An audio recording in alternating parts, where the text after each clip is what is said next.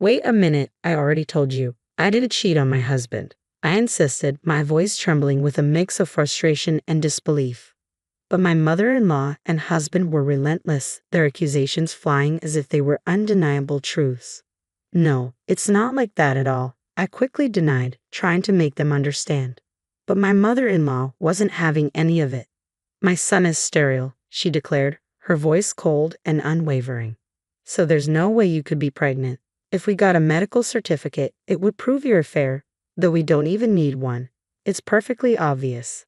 Before I could respond, my mother's hand suddenly struck my face with a stinging slap, silencing me. I turned to my parents, hoping for support, but they just stared back at me, their expressions distant and disapproving. My name is Anna. I'm a 34-year-old office worker, and last year, after several years of dating, I married William.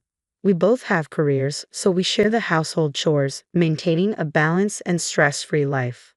William is amazing. He can cook, clean, and do laundry, and I'm truly grateful for that. Our newlywed life has been blissful, and I was certain it would continue this way. From the moment we got married, I've wanted to have children.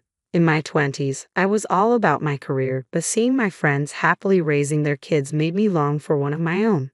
But now, as I approach my mid-30s, conceiving has proven difficult. Though our marriage has been full of happiness, there have been moments of deep discouragement. Still, I held on to hope that we'd one day be blessed with a baby. Then, one morning, I woke up feeling nauseous. Could it be? I grabbed a test kit, my heart racing, and when the results showed positive, I was in shock. Could I really be pregnant? Shaken but hopeful, I called in late to work and rushed to the hospital. Yes, you're definitely pregnant, the doctor confirmed with a warm smile. I can hear the baby's heartbeat. Are you sure? I asked, barely able to believe it. Absolutely. You're in your 3rd month. Congratulations. You should get your maternity handbook too. I couldn't hold back my tears of joy. I was over the moon and couldn't wait to share the news with William. On my way home, I stopped by the supermarket, picking up food with a heart full of excitement. I imagined William's reaction, hoping he'd be just as overjoyed as I was. Maybe he'd even cry, and we'd embrace in happiness. Even after I got home, I couldn't stop smiling. I cooked dinner in the best mood, anticipating his arrival. Finally, when William walked through the door that night, he noticed the feast I'd prepared. Wow, dinner looks amazing today, he said, loosening his tie. I couldn't stop smiling as I looked at him, eager to share the news. Guess what? I'm pregnant, I announced, expecting an outburst of joy. Instead, his face froze in surprise. What? Pregnant? I nodded, waiting for the happiness to sink in, but his reaction took an unexpected turn. Whose baby is it? He asked, his voice sharp and cold. What? I stammered, taken aback. I asked you whose child it is, he repeated, his eyes narrowing with suspicion. What's wrong with you? Of course, it's yours, I said, my voice trembling with confusion. He sighed heavily, shaking his head. I'm sterile. What? I whispered, my heart sinking. So, it's not mine, he continued, a note of finality in his tone. I had no idea you were having an affair. I'm disappointed. Wait a minute, I'm not having an affair. This baby is yours, I insisted, desperation creeping into my voice. But he wouldn't listen. Just give me some time. I'm going back to my parents' house, he said, turning away. He left without even touching the meal I had prepared, and the door closed behind him with a sense of finality.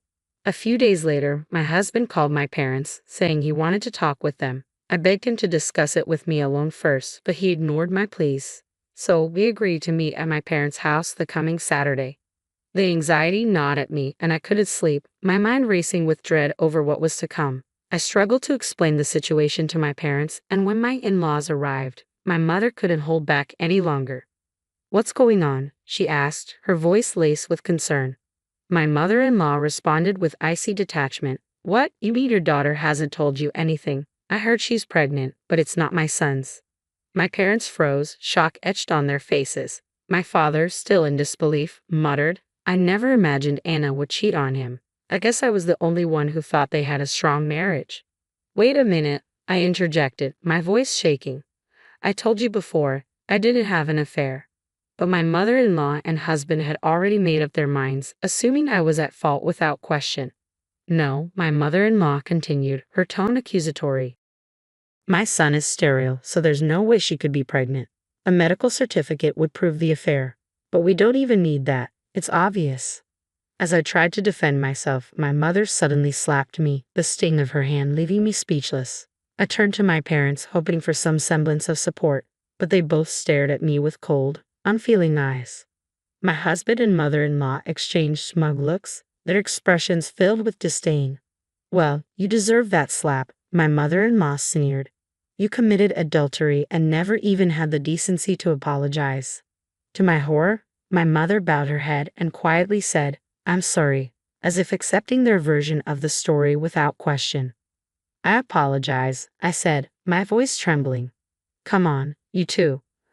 Apologize quickly, my mother urged, her tone sharp. My father followed suit, bowing his head to my mother-in-law and husband. I'm sorry for all the trouble my daughter has caused, he said, grabbing my head and forcing me to bow in submission. I brushed my father's hand away, desperate to make them listen. Please just hear me out for a minute, I pleaded, but they refused, their anger only growing. You've brought shame upon this family, my father shouted in front of my mother-in-law and husband. You're no daughter of mine. My mother-in-law and husband exchanged smug looks, their laughter ringing in my ears.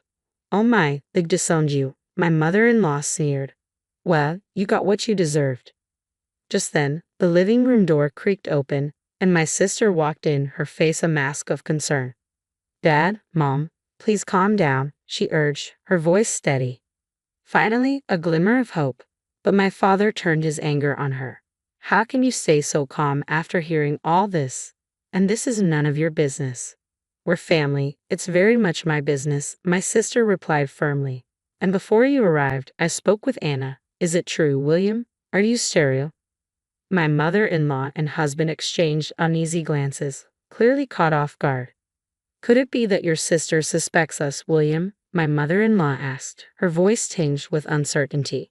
No, of course not, William replied, but maybe it's time we address this with some facts.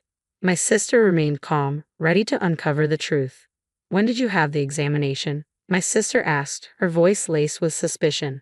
My husband and mother-in-law exchanged uneasy glances. He hasn't had any tests, my mother-in-law admitted. What? I froze, disbelief washing over me. My sister looked equally stunned. Then how can you be so sure he's sterile? My mother-in-law bristled. Are you trying to intimidate us? He hasn't been tested, but it's true, she insisted. How can you be so certain? My sister pressed, her tone unwavering. With an exasperated sigh, my mother-in-law began to explain. My son was married once before when he was young. They were together for 7 years, and she never got pregnant. But right after their divorce, his ex-wife conceived. Clearly, my son was the reason they couldn't have children. Now do you believe me? She demanded, her voice dripping with certainty. This proves that he's sterile, and that you must be cheating on him. She looked at me with utter contempt. The idea that you'd cheat on my son and still want to stay married to him is repulsive. You're a disgusting woman, you know that. My husband nodded in agreement, his expression mirroring his mother's disdain. Yes, you are. You've even dared to bear a child that I couldn't have. You've insulted me beyond words. I was utterly mortified. That wasn't proof that my husband was sterile, but I didn't have the knowledge to argue back. Desperate, I glanced at my sister, silently pleading for her help. She noticed my distress, gave me a reassuring nod, and began speaking again. I understand why you might think there's an issue given your past experience, she said calmly. But you can't definitively say your son is sterile based on that alone. There are couples who have children after 10 years of marriage without any fertility treatments. My mother-in-law scoffed, cutting her off. Don't try to lecture me with something you found on the internet. You're not a doctor, so what you say doesn't mean a thing. I wondered if my mother-in-law had paid attention at all when she met my family. My sister is a doctor and an obstetrician, my sister replied, her voice firm. Both my mother-in-law and husband were taken aback. What? They exclaimed in unison.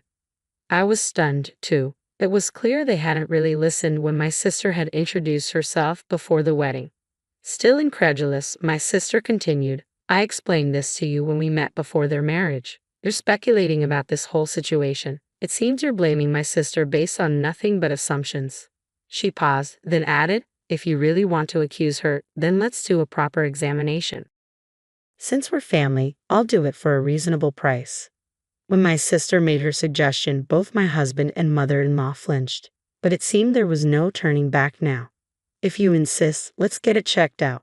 My husband finally agreed, and my mother-in-law reluctantly nodded in agreement. The tests were conducted, and I decided to stay at my sister's house until the results came in. I couldn't bear to see my husband or return to my parents' home. My sister did her best to cheer me up during those days, helping to keep my mind from spiraling into worry. A few weeks later, the results were ready. We gathered at my parents' house to review them together. The tests confirmed that there was nothing wrong with my husband. My mother-in-law's face turned pale, and my husband looked genuinely surprised. "Anna, I'm sorry," he said, "but I'm glad to know that there's nothing wrong with me and that I can prove the child is mine." He said it so matter-of-factly that I was left speechless. Was this the same person who had accused me so easily, who had sided with his mother based on nothing but assumptions? My mother-in-law, instead of apologizing, laughed awkwardly and said, if this was how it was going to turn out, we should have done the test earlier. She offered no apology, and it was clear she had no intention of doing so. "I guess that settles it," my husband said, sounding oddly proud of himself. I realized I couldn't stay with a man like this any longer. My husband, assuming everything was settled, said, "Let's go home together," but I couldn't bring myself to leave with him. Sensing my hesitation, my sister intervened. "I don't think she's ready to go home yet. She'll stay with me for a while," she said. He reluctantly agreed, and finally my husband and mother-in-law left my parents' house. "What a pair," my mother muttered after they left. "They nearly fooled us too. I'm sorry for slapping you the other day, but this is all their fault." While my parents now blamed my husband and mother-in-law, I couldn't help but feel they were partially at fault too. My sister took me back to her apartment, and the moment we arrived, I felt a wave of relief wash over me. I broke down in tears. My sister didn't say a word, she just held me, comforting me in silence. I was terrified by how everyone had doubted me, looking at me with cold suspicion. In the midst of all that, my sister was the only one who stood by my side. I was so grateful that I had confided in her the day before the meeting at our parents' house. She went out of her way to come and support me, and I couldn't thank her enough. I stayed with my sister for a few days to recover, both physically and mentally. During that time, I made a decision. Together with my sister, I went to the house where my husband was staying. When he opened the door and saw me, he said, "Welcome home. I've been waiting for you." But his smile faded when he noticed my sister and another person standing beside me. Who's this?" he asked, confused. "This is my lawyer," I replied calmly. "Lawyer?" My husband's face went pale. "Why did you bring a lawyer?" "I can't live with you anymore. I'm here to ask for a divorce." He looked shocked, panic washing over his face. "Wait, what? This is so sudden. You can't just ask for a divorce out of nowhere." "It's not sudden," I said firmly. "After everything that's happened, this is the only option." The lawyer stepped in, explaining, "The fact that you and your mother accused Anna without any basis is grounds for divorce. And the fact that you concealed your supposed infertility from her, knowing she wanted children, is a significant issue." I don't think my husband expected this outcome at all. He nodded, but he seemed to be in shock. With him standing aside, I packed up my belongings and returned to my sister's house. After that, all communication with my husband was handled through my lawyer. I demanded compensation for the emotional pain and suffering he had caused me, as well as a fair division of property and child support. Thanks to my skilled lawyer, I was able to secure all of these. On top of that, my mother-in-law and husband had spread rumors in our neighborhood and at his workplace, claiming I was having an affair. I sued them for defamation of character. Not only did I receive additional compensation, but they were also forced to retract their statements and apologize to everyone they had misled. As a result, both my husband and mother-in-law lost all credibility and have since become socially isolated. I decided to rent an apartment just down the street from my sister's house. My parents offered for me to move back home so they could help raise their grandchild, but I politely declined. I didn't want them, who failed to protect me, to take care of my child. In fact, my sister had also experienced similar disappointment with our parents, who were more concerned about their social image than their children's well-being. She too has chosen to keep her distance from them. While I am grateful to my parents for supporting my education, I can't overlook how they failed me in this situation. I'll maintain a minimal relationship with them out of respect, but I'm deeply disappointed. For now, it's enough for me to have a sister who truly cares about me and stands by my side. I will always do my best to support her as well. My priority now is to be strong for the sake of my unborn child. The betrayal from my husband and mother-in-law was terrible, but the way my own parents turned against me without even listening was just as painful. I'm so grateful to have a wonderful sister who stood by me through it all.